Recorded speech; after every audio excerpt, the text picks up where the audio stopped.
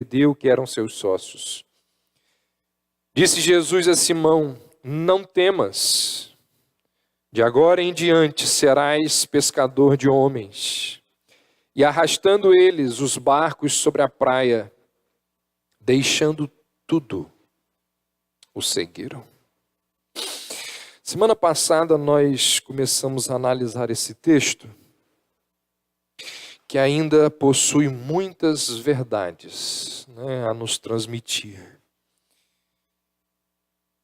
Esse episódio que é narrado aqui por Lucas, ele acontece no lago de Genezaré, diz aí o verso 1, que também era conhecido como Mar da Galileia, ou Mar de Tiberíades.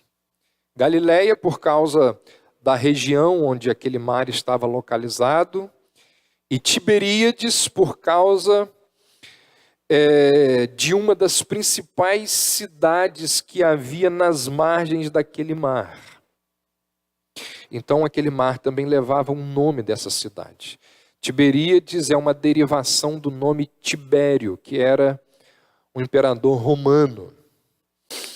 E as cidades onde Jesus desenvolveu a maior parte do seu ministério ficavam bem próximas a esse mar. E a Bíblia nos mostra, ou nos conta, os evangelhos nos mostram que a indústria de pesca neste mar era famosa, não só na localidade, mas por todo o Império Romano. Pessoas das mais diversas regiões vinham até o mar de Tiberíades para pescar, dada a grande quantidade de peixes que existiam ali. E esse fato fazia com que houvesse grande desenvolvimento para aquela região proveniente dessas indústrias de pesca que existia ali. Lucas nos diz que Jesus estava por ali e dali, diz o verso 3, ele entrou num barco e de dentro do barco ele ensinava as multidões. Era muito bom fazer milagres, mas os milagres eles não levavam as pessoas ao reino de Deus. Era muito bom expulsar demônios, no entanto, ser despojado de demônios não levaria as pessoas ao reino de Deus. O que levaria as pessoas ao reino de Deus era a compreensão, o entendimento do Evangelho. Desta forma, Jesus exerce aquilo que era a prioridade do seu ministério, o ensino. E diz o texto que depois de Jesus ensinar as multidões, ele realiza 2 milagres. O primeiro é evidente no texto. A quantidade de peixes apanhada pelos discípulos mediante a ordem dada por Jesus. Esse milagre, como nós vimos na semana passada, ele lembra o domínio completo que Jesus Cristo tinha sobre a criação animal. Os peixes foram tão obedientes a ele quanto o foram as moscas, as rãs, os piolhos, os gafanhotos lá no Egito. Então esse é o primeiro milagre. Jesus não só sabe onde estão os peixes, mas ele diz aos peixes onde eles deveriam estar. Ele controla aqueles peixes e então diz a Pedro e aos seus companheiros que lançassem as redes e eles então apanham aquela quantidade absurda de peixes. O segundo milagre, onde que ele está? À medida que nós formos analisando o texto, nós vamos ver esse segundo milagre. Diz o verso 5 que Jesus convida Pedro para pescar. E aí ele vira-se para Jesus e diz: Mestre. Verso 4 fala do convite de Jesus. E aí no verso 5 Pedro responde: Mestre, trabalhamos a noite toda e nada pescamos. Pedro está dizendo a Jesus que aquela não era a hora mais apropriada para se pescar, porque era mais fácil, era normal pescar durante a noite. À noite, as águas estavam mais frias, de forma que os peixes vinham até a superfície para se alimentar. Além disso, existiam outros agravantes. Pedro estava exausto, ele tinha pescado a noite toda. Pedro era pescador profissional. Ele sabia muito bem quando que um mar está ou não para peixe. E se eles que eram peritos, pescando na hora certa, no local correto, nada apanharam, era praticamente inútil tentar apanhar algum peixe no lugar errado, na hora errada, mediante o pedido de um carpinteiro. Conquanto não concordasse, diz o texto que Pedro estava disposto a obedecer. Ele então diz assim: havendo trabalhado toda a noite, nada apanhamos, mas sob a tua palavra lançarei as redes. E aí, mediante a palavra, eles apanham todos aqueles peixes. Mediante a obediência de Pedro, o milagre acontece. Gente, muitas vezes, na nossa maneira de enxergar as coisas, muitas vezes, na nossa forma de analisar os fatos, de encarar a realidade,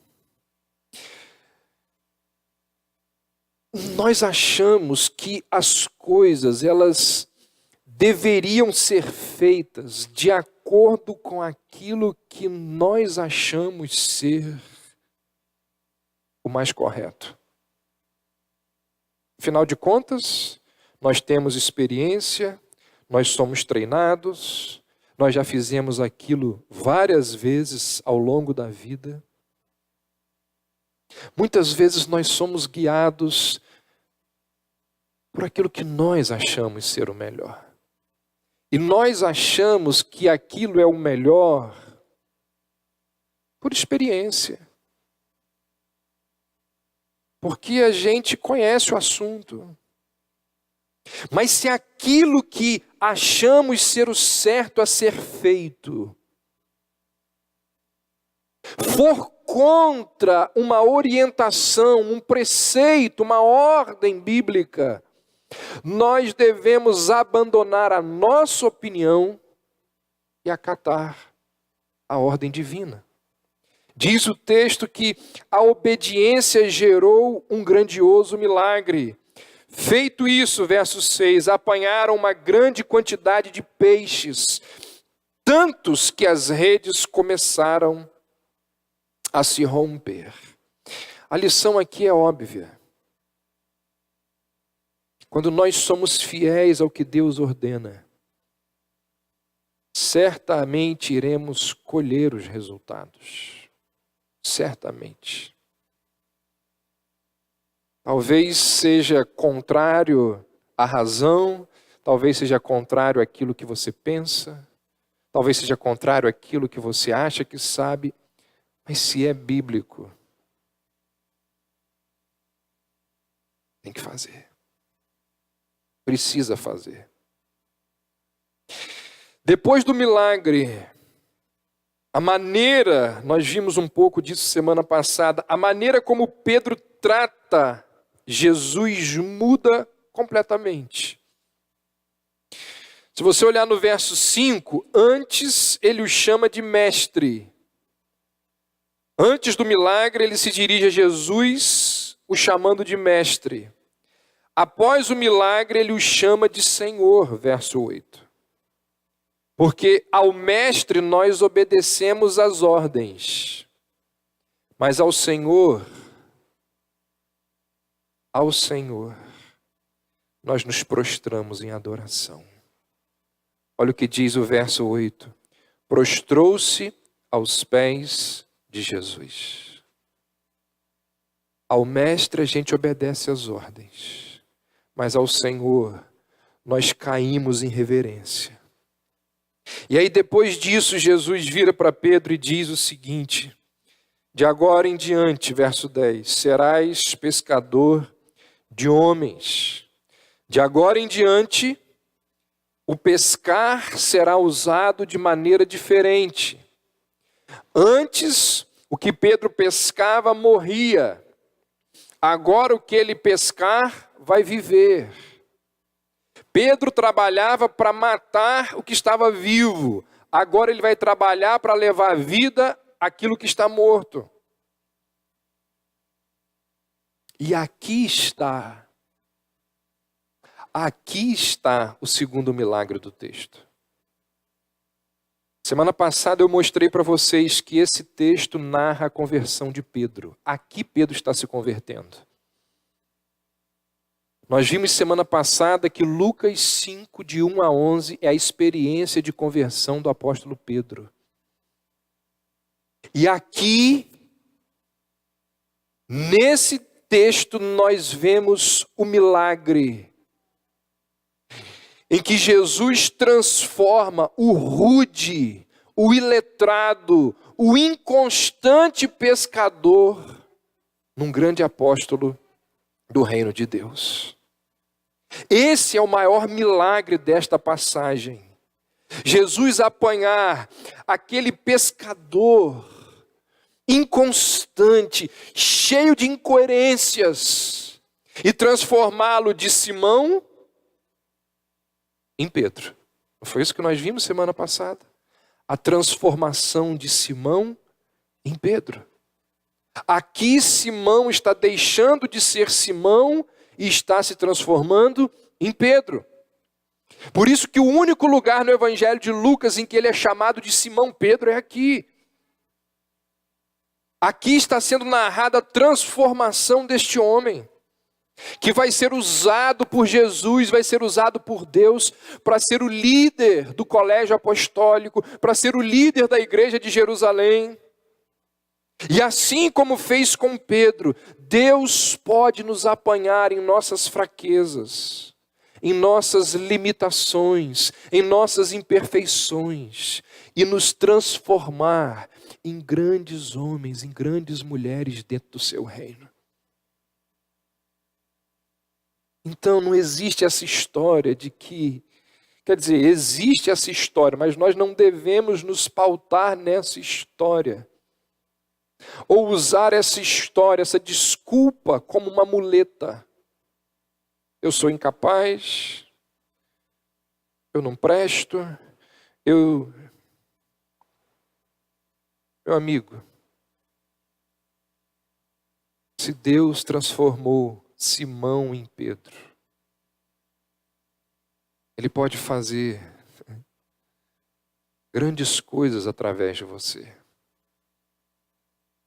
Nós não devemos duvidar, questionar do poder de Deus. A única coisa que nós precisamos fazer é aquilo que Isaías diz assim, ó: eis-me aqui. Eu estou aqui. Se o Senhor quiser, o Senhor me use da forma que bem lhe agradar. Mas o texto tem outras lições a nos ensinar.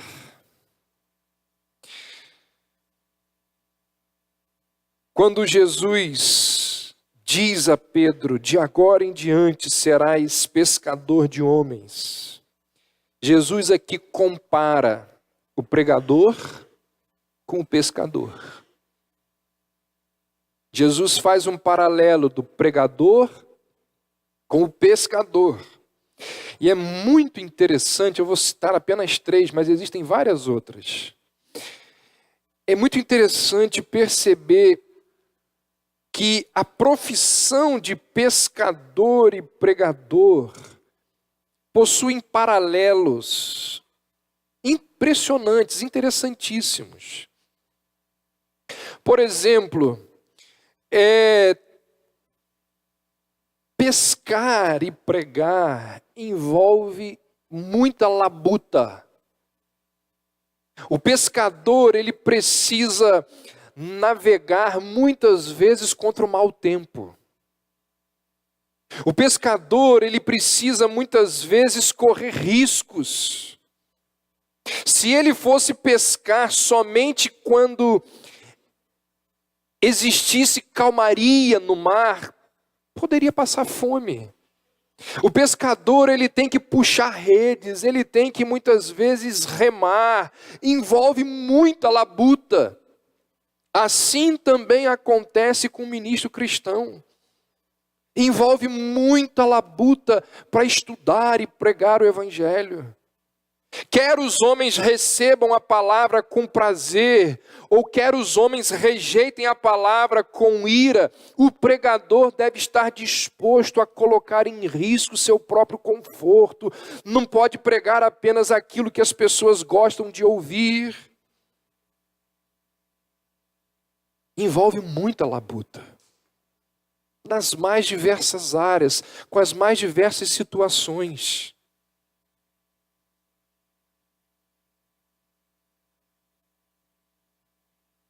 E quando Jesus chama Pedro e compara a pregação à pescaria, provavelmente ele estava dando esse recado a Pedro. Além disso, o trabalho do pescador é bruto.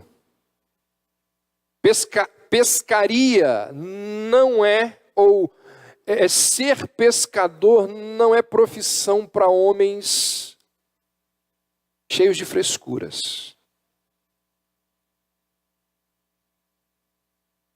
Gente fresca não vai pescar. Não vai ser pescador. Ser pescador é para homens fortes, destemidos, que não têm medo, que têm braços fortes para remar, para puxar redes. Você não vai encontrar na mão de um pescador uma pele lisinha, não vai mesmo. Se você nunca observou, se você não conhece, se você um dia tiver a oportunidade, olhe como é a mão de um pescador. Da mesma forma, o ministério não é apropriado para homens que se ofendem com facilidade, delicados, que não sabem conviver com contrariedades. De vez em quando, alguns de vocês aí me mandam uma mensagem e dizem assim, desculpa te falar isso. Meu irmão, quem dera que aquela mensagem que você me manda fosse o mais difícil de se ouvir. Terceiro, o pescador convive com muitas decepções. Muitas vezes ele vai lançar as redes e ao puxá-las, não vai apanhar nada.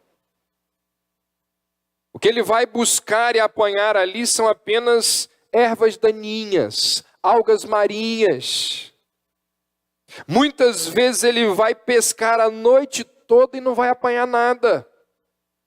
E vai voltar para casa sem um único peixe, decepcionado com aquela noite, com aquela semana de trabalho, com aquele mês onde ele apanha pouquíssimo peixe. O ministro do Evangelho é uma das pessoas que mais se decepciona nesse mundo. De vez em quando,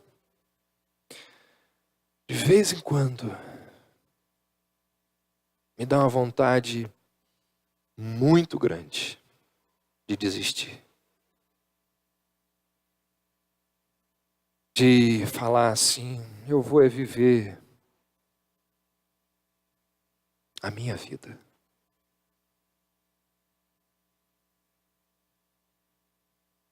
Porque muitas vezes tomar conta da vida dos outros é muito difícil. Decepções.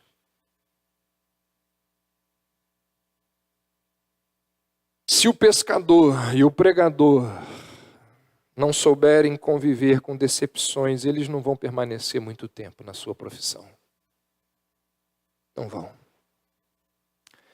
mas que muitas vezes lhes dá vontade de largar tudo e estudar. Então Jesus está dizendo: Pedro,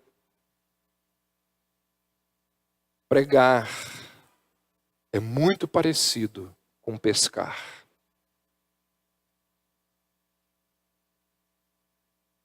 Pregar e pescar envolve labuta. É para pessoas que não são frescas. É para pessoas que convivem com decepções. Além de comparar o pregador com o pescador, a história contada por Jesus nos mostra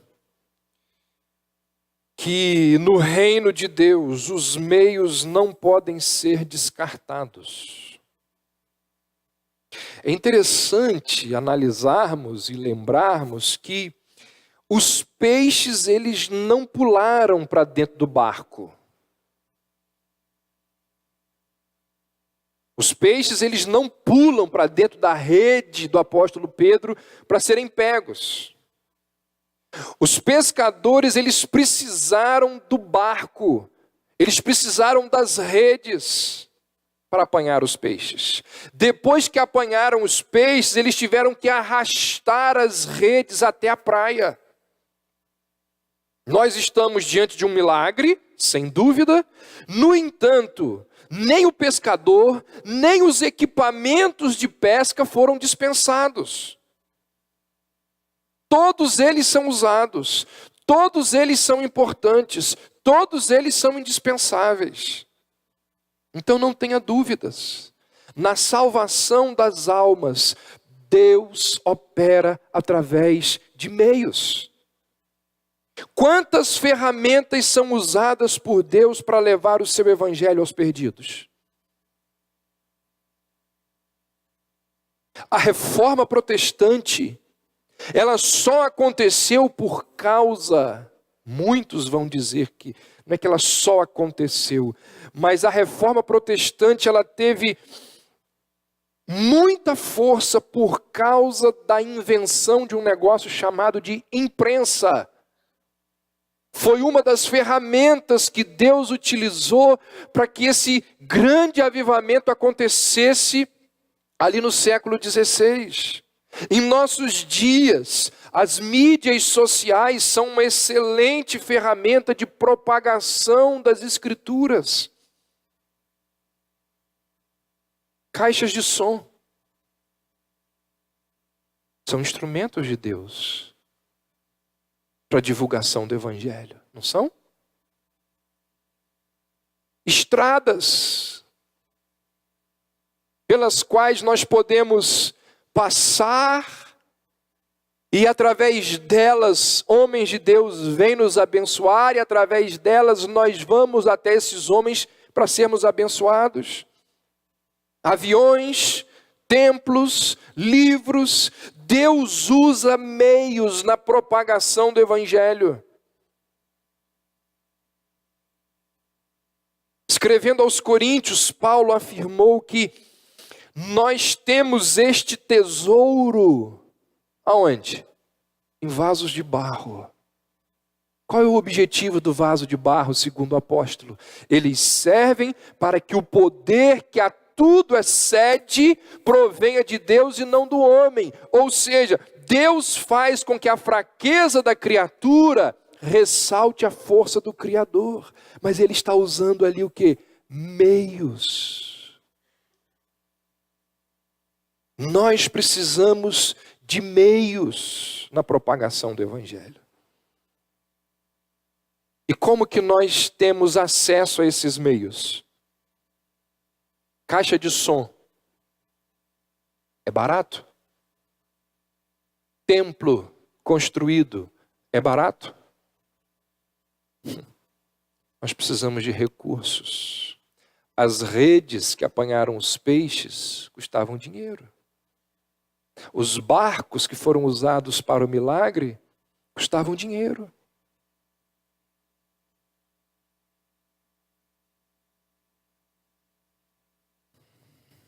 Por outro lado, os meios nada são em si mesmos, eles precisam da bênção de Deus. Falamos um pouco sobre isso na semana passada. Os discípulos viram para Jesus, o Pedro vira para Jesus e diz: trabalhamos a noite toda e não apanhamos nada. Por que eles não apanharam nada? Eles eram amadores? Eram pescadores iniciantes na profissão? Não. Será que eles não conheciam a região e foram em lugares onde não existiam peixes? Não. Eles foram preguiçosos, relapsos, trabalharam de forma preguiçosa? Não. Desistiram facilmente? Não, eles trabalharam a noite toda. Os peixes estavam em extinção naquele mar? Não. Então qual foi a razão pela qual pescadores profissionais passaram a noite toda pescando e não apanharam nem uma piaba? Porque sem a bênção divina, os meios não possuem nenhuma utilidade, nenhum poder. Nós precisamos dos meios, precisamos de recursos para ter as ferramentas. No entanto, não bastam as ferramentas, nós precisamos da bênção divina para que essas ferramentas produzam aquilo que se almeja. Sem a bênção divina, os meios não possuem nenhuma utilidade. Spurgeon diz assim: aquele que não descarta os meios, deseja mostrar ao seu povo que ele usa a instrumentalidade, não a fim de glorificar o instrumento, mas visando sua própria glória. Ele toma a fraqueza em suas mãos e a transforma em fortaleza, não a fim de que a fraqueza seja adorada, mas a fim de que seja adorada a força que torna até mesmo a fraqueza subserviente ao seu poder. Sem Cristo, nada podemos fazer. Nós devemos nos esforçar como se tudo dependesse de nós, sabendo que nada podemos fazer sem a aprovação e sem a bênção de Deus. A compreensão dessa realidade nos leva necessariamente a ficar de joelhos. Entender isso nos obriga a orar. O receio de que tudo o que fazemos venha a dar em nada, por falta da bênção divina, nos humilha até o chão. Por mais forte, por mais ampla que seja a rede, por mais esforços que sejam empregados ao lançá-la no mar, nós trabalharemos a noite toda e nada apanharemos, a não ser que o Mestre venha nos abençoar. Nada faremos, disse Spurgeon, a não ser que tenhamos orado em favor daquilo que fizermos. Todas as sementes que colocamos na terra são colocadas ali para os vermes comerem, a não ser se tivermos deixado cair no solo os grãos da oração, que conservam as outras sementes com vida. Teremos colheitas se esperarmos em Deus para as recebermos, mas depois de toda a nossa obra de semear, se esperarmos no solo, nas sementes ou no semeador, nada veremos em troca dos nossos esforços. Gente, isso aqui se aplica em todas as áreas das nossas vidas. Isso aqui se aplica de forma muito clara e evidente quando o pastor prega e o pastor exorta as ovelhas, os ouvintes, os membros da igreja, o pastor fala assim: irmão, deixe a sua indiferença de lado. Por que você não dá o dízimo? Por que você é tão mentiroso? Por que você frequenta tão pouco a igreja? Por que... E aí o pastor fala tudo isso. Se Deus não abençoar, se o Espírito de Deus não for lá na mente da pessoa e disser assim: ó, preste atenção nisso aí que o pastor está falando, e muda, não adianta. Essa é uma realidade. Mas isso também se aplica na sua vida. Você pode lançar as redes no seu negócio, meu amigo, se Deus não te abençoar, você não vai apanhar peixe. E se você apanhar peixe sem a bênção de Deus, você pode ter certeza que aquilo ali vai apodrecer, vai cheirar mal, vai levar você para o buraco. Nós precisamos da bênção de Deus para tudo. Nós fazemos o nosso trabalho de lançar as redes no coração dos nossos filhos. Trazemos eles à igreja, oramos por eles, educamos os filhos nos caminhos do Senhor. Fazemos tudo como manda o manual. Depende da gente? O que depende da gente é lançar a rede. Mas os frutos, quem dá é o Senhor. Não são poucos os pais que fizeram tudo certinho e o menino se desviou. E a menina não quis mais nada com a igreja. Pelo menos você pode dizer assim: Senhor, a minha parte eu fiz. O nosso dever é lançar as redes. Mas os peixes, quem nos concede é o Senhor. Os meios nada são em si mesmos. Eles precisam da bênção de Deus. Por isso que a compreensão desta verdade nos faz cair de joelhos. Por isso que nós cantamos: sem Cristo eu nada seria. Sem Cristo eu não sei andar. Sem Cristo eu vagaria como um barco no imenso mar. Outra verdade que esse texto nos ensina. Eu já estava falando sobre isso, né? Comecei a falar, está aí. A nossa responsabilidade é lançar as redes, Cristo achará os peixes. Eu estou falando, né? Quem convence o homem do pecado, da justiça e do juízo? Quem é aquele que opera o querer e o efetuar? Quem é aquele que começa a boa obra? Quem é aquele que completará a boa obra que foi iniciada? Quem foi aquele que garantiu que nenhuma ovelha será arrebatada da sua mão? O profeta Jonas nos diz que a salvação, ela vem do Senhor. Ou seja, não fomos nós que o escolhemos, foi Ele quem nos escolheu. Não fomos nós que o procuramos, Ele veio até nós. Foi Ele quem nos predestinou, foi Ele quem nos chamou, foi Ele quem nos justificou, e é Ele quem nos glorificará, diz o apóstolo Paulo.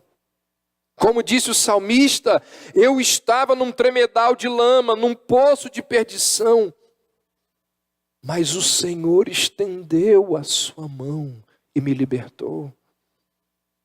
Nossa tarefa é lançar as redes. Os peixes é responsabilidade do Criador. Essa passagem aqui, ela me lembra de uma verdade importantíssima defendida pelos calvinistas. Se não fosse a eleição incondicional, pregar o evangelho seria um ato de loucura. Muitas pessoas acusam os calvinistas de serem acomodados na pregação do evangelho. Afinal de contas, o argumento deles contra nós, eles dizem assim: a ideia dos calvinistas é, já que estão eleitos, Deus vai dar um jeito. Mas a verdade é completamente diferente. A doutrina da eleição, ao invés de causar acomodação, ela deveria despertar naquele que a entende desejo de evangelizar. Preste atenção numa coisa. Por que acreditar que pessoas depravadas vão acreditar numa mensagem que lhes parece loucura? Por que acreditar que pessoas depravadas vão se dobrar a um evangelho que exige delas uma renúncia de vida que elas não querem ter? Por que acreditar que uma pessoa que vive fraudando a empresa, a prefeitura, sei lá o que for, vive de fraude? Por que acreditar que uma pessoa vai largar tudo isso se ela não tem o Espírito de Deus? Por que acreditar que pessoas depravadas vão deixar de mentir quando é através da mentira que elas têm o carro do ano e a casa na praia? Por que acreditar que pessoas depravadas vão abandonar a desonestidade se é por estes caminhos que elas adquirem as suas riquezas? Por que acreditar que pessoas depravadas vão abandonar os seus pecados de estimação, o seu adultério, a sua fornicação? Por que eu vou acreditar nisso? A Bíblia nos diz que quando Paulo foi pregar em Corinto, leia lá a epístola. Paulo olha para aquela cidade extremamente depravada, cheia de pessoas iníquas. Paulo diz: fiquei extremamente desanimado de pregar em Corinto. Desestimulado diante das iniquidades, dos pecados, da vida ímpia, dissoluta que aquelas pessoas levavam. E aí Paulo diz assim: mas o Senhor,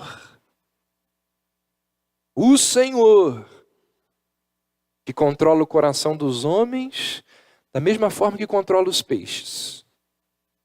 O Senhor virou-se para mim e disse o quê? Fala e não te cales. Por quê? Porque eu tenho muito povo nessa cidade. Não é isso que ele diz lá? O que significa isso? Ô Paulo, no meio desses ímpios aí, tem gente predestinada. No meio desses corruptos aí, tem gente eleita. Se não fosse a graça soberana regenerar os corações, se não fosse a graça soberana capacitar os descrentes a crerem, o céu permaneceria eternamente árido de vida.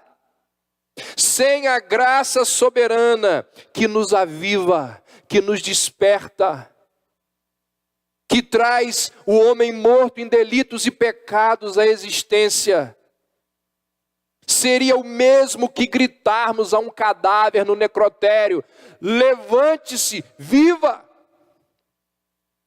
Essa semana na Fiel, no congresso da Fiel, um pastor contou que um amigo dele, lá do seminário, que é professor de homilética, que ensina os seminaristas a pregar. A última aula que ele dava no curso, sabe como que era? Ele combinava com os alunos de irem para o cemitério. E aí dizia assim, começa a pregar. Quê? Começa a pregar, filho. Prega para o morto. Fala para o morto. E eles tinham que pregar. A aula, o curso terminava no cemitério. Por quê? Ele disse, é para mortos que vocês vão pregar. As pessoas estão mortas, espiritualmente mortas, diz Paulo escrevendo aos crentes de Éfeso. Sem a graça soberana que nos aviva, sem a intervenção divina, a gente vai lançar a rede e não vai ver peixe nenhum. O evangelismo, ele só alcança sucesso por um motivo. Porque Deus está empenhado, é Deus que está empenhado em ajuntar os eleitos que estão ao redor do mundo. Evangelismo só tem sucesso porque Deus faz o que nós somos incapazes de fazer. Você nunca parou para pensar por que existe uma porção de pastor com filho que não é crente? Mas se ele tem que pregar para os outros, por que o filho não se converte? Porque não depende dele. Deus é aquele que faz com que os peixes venham para dentro da rede. Eu não sei se você está entendendo. Ao contrário das acusações que são levantadas contra o calvinismo, de que os calvinistas não se importam com a evangelização, o fato é que somente a doutrina da predestinação pode dar ao evangelismo alguma chance de sucesso. Se as doutrinas da graça são falsas, então a pregação do evangelho é uma perda total de tempo, porque sem a graça soberana e eletiva, os pecadores não podem ser libertos da sua condição perdida e mortal. A nossa responsabilidade é lançar as redes. Os peixes é com Jesus Cristo.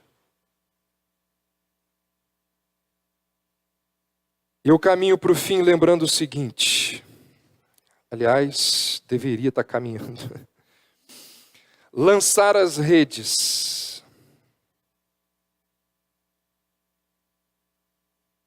Lançar as redes.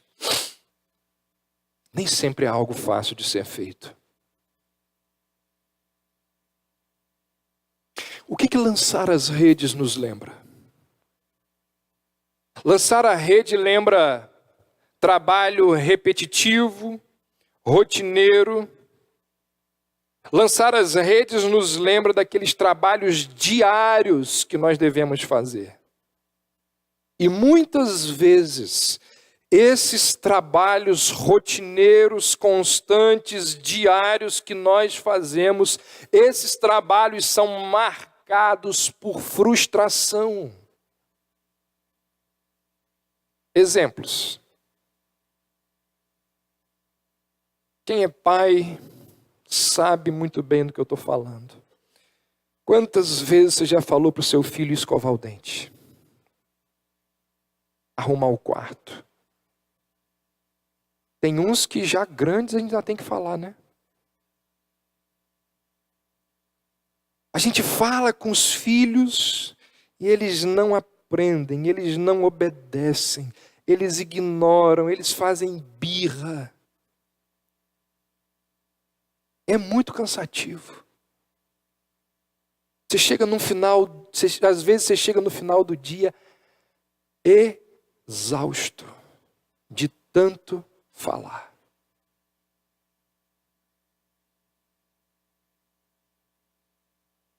Professor ensina aos alunos, fala para os alunos, e eles simplesmente não estudam. Todo dia você fala, tem que estudar. Cobramos a mesma coisa dos funcionários. Quem é patrão aí, quem tem funcionário sabe disso. Você fala com o funcionário e o funcionário não é zeloso, não obedece, faz de qualquer jeito. Nós falamos da necessidade de santificação, de envolvimento, de comprometimento. As pessoas não estão nem aí. Cansa. Como isso é cansativo, gente. Falar a mesma coisa, exigir a mesma coisa, solicitar a mesma coisa, um dia, uma semana, um mês, 12 anos, é muito cansativo. A gente trabalha a noite toda e não pega nada. Como que isso é cansativo?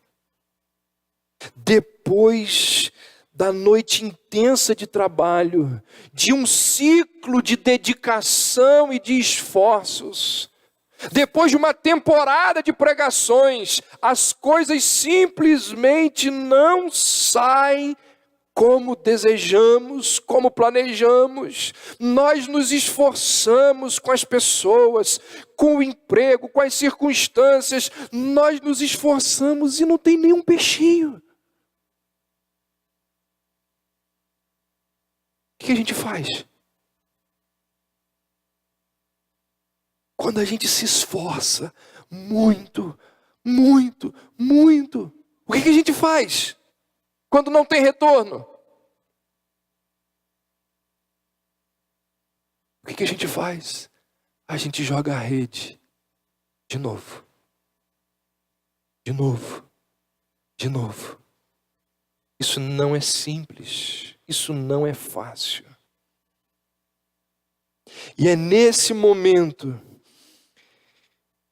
que a gente se depara com um dos mais poderosos princípios que governam os seres inteligentes. É nesse momento que nos deparamos com a força mais poderosa que domina esse universo. É porque tu estás dizendo que eu vou lançar a rede de novo. Mestre, trabalhamos a noite toda e nada apanhamos. Irmãos, essa fala de Pedro não é a fala de muitas mães? É ou não é? Senhor, eu trabalho com meu filho há 20, 30 anos. Eu não tenho retorno. Essa fala de Pedro não é a fala de muitos pastores. Não é a fala que você deve ter em muitas circunstâncias da sua vida. Mas sobre tua palavra lançarei as redes. Irmãos, esse é o diferencial de quem é cristão. Sobre tua palavra lançarei as redes. É diante da palavra de Deus que os anjos que sobrepujam em força cumprem os mandamentos divinos ao escutarem o som da sua palavra. É diante da palavra de Deus que o tempo, o espaço e todas as coisas vieram a existir, diz o autor aos Hebreus, capítulo 11, verso 3. Os mundos foram criados pela palavra de Deus. Mediante a palavra de Deus, quando a terra estava informe e escura, foi ouvida a voz do Senhor que dizia: haja luz. E houve luz. Mediante a palavra de Deus, o dia e a noite assumiram os seus lugares. Mediante a palavra de Deus, apareceram a terra seca e os mares recuaram aos seus limites. Mediante a palavra de Deus, o globo terrestre foi revestido de verde e começou a vida vegetal. Mediante a palavra de Deus surgiram o sol, a lua, as estrelas para servirem de sinais, para marcar estações, dias, anos.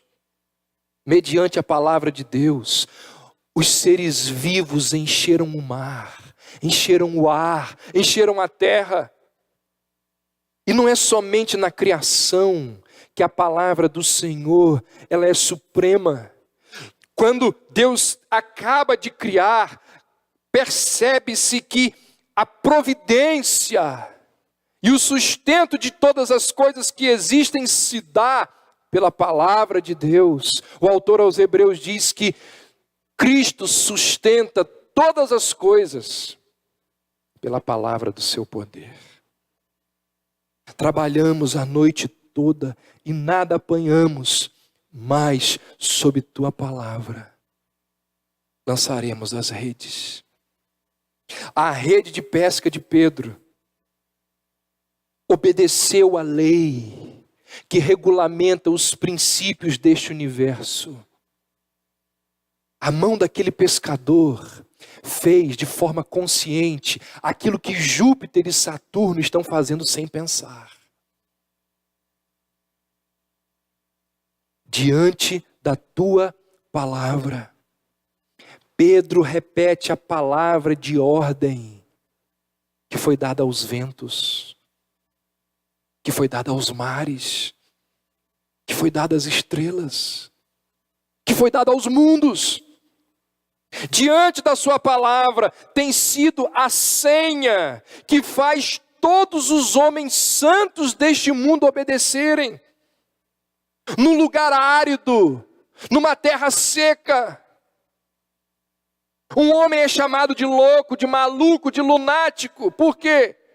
Porque ele começa a construir uma arca, um negócio gigantesco. E multidões de zombadores se reúnem ao seu redor. E ele não está nem aí para as ironias e para as zombarias daquele povo. Ele simplesmente diz: construir esse barco mediante a tua palavra. Outro patriarca deixa a sua família, o lugar da sua infância, os seus costumes e vai para uma terra desconhecida. Peregrina como um forasteiro durante anos da sua vida, morando em tendas, não tendo muitas certezas do que fazer, onde fazer, quando fazer. Mas tudo o que ele fez, por que fez? Mediante a tua palavra. Por gentileza, abra aí rapidamente por cada nossa hora, Romanos capítulo 4.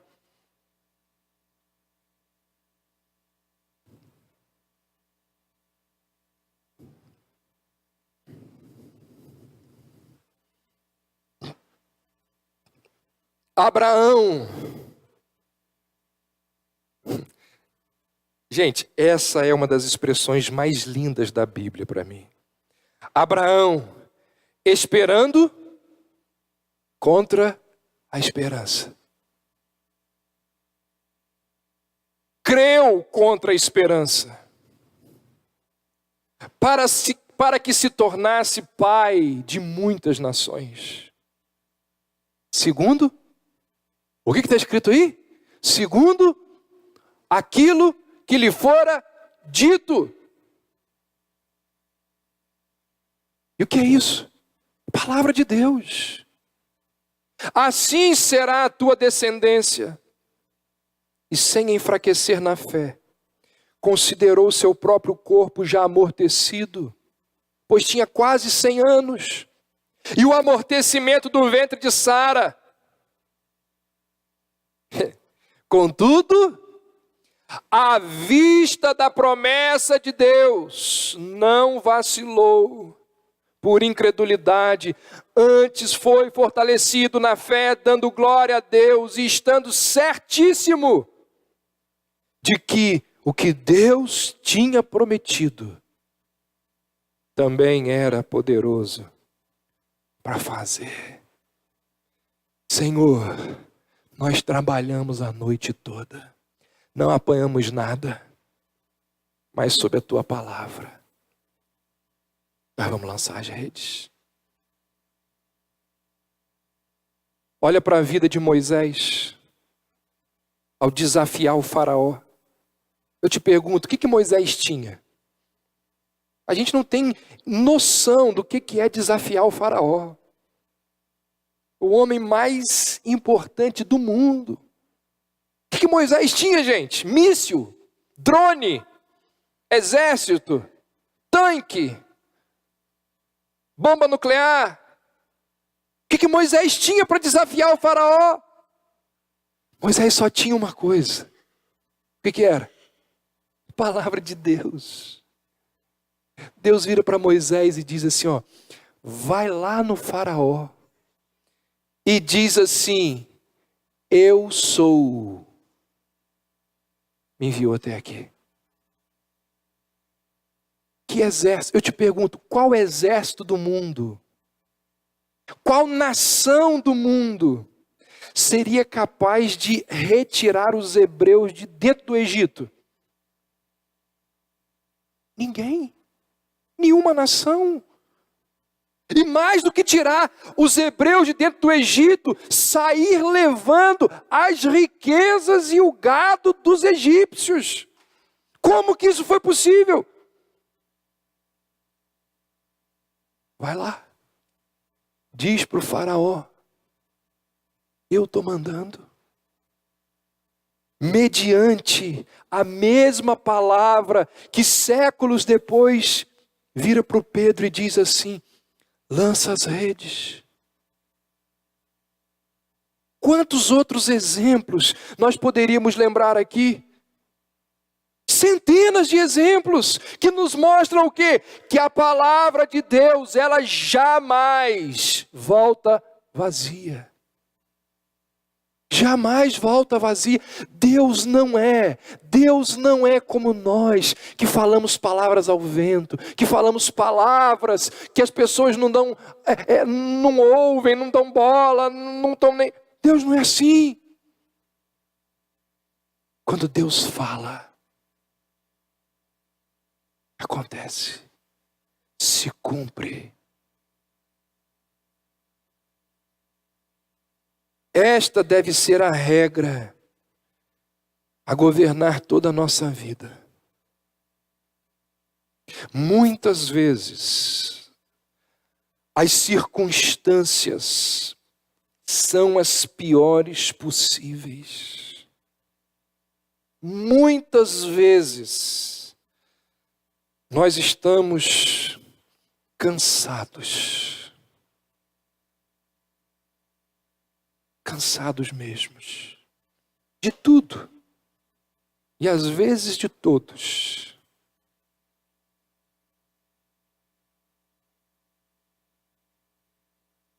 Desanimados, enfatuados. E quando isso dura muito tempo, a gente chega a ficar desesperado. Muitas vezes nós estamos descrentes, desconfiados, incrédulos. Muitas vezes nós somos tentados a largar tudo porque a gente trabalha a noite inteira e não apanha nada.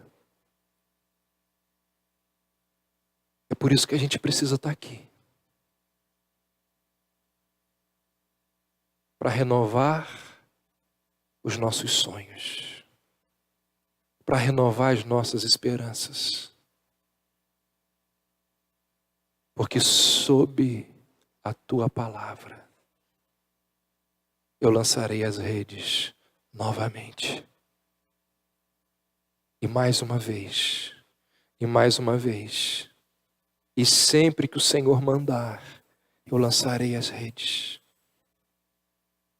O nosso dever é lançar as redes. Hoje, amanhã, depois, semana que vem, ano que vem. Os resultados, os peixes, o sustento, a providência, o livramento, a cura, a bênção, a ajuda. Isso é com Deus. Não depende de nós. Pode ser que você esteja orando por algo há muitos anos, e não acontece nada. Qual é o seu dever? Continuar orando. É dificílimo, é muito difícil. Mas o seu dever é continuar orando. É continuar lançando as redes. Pode ser que você esteja lutando contra um mau temperamento há anos. Qual é o seu dever? Continuar lutando contra ele.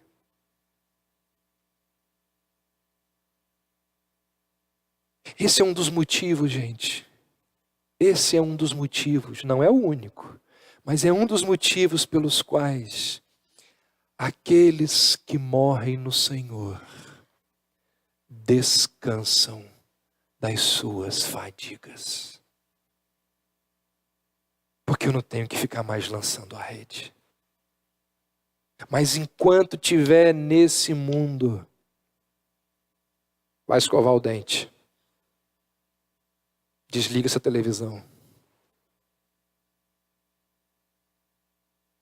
Precisa estar na EBD. Precisa se santificar. Precisa valorizar a igreja. Precisa ler a Escritura. Quem faz parte dessa igreja há 12 anos sabe que as mesmas coisas são ditas aqui. Muitas coisas são ditas aqui que você ouviu lá no primeiro ano. Daqui a 20 anos, você vai continuar ouvindo. Por quê? Porque a gente tem que lançar a rede todo dia. Todo dia.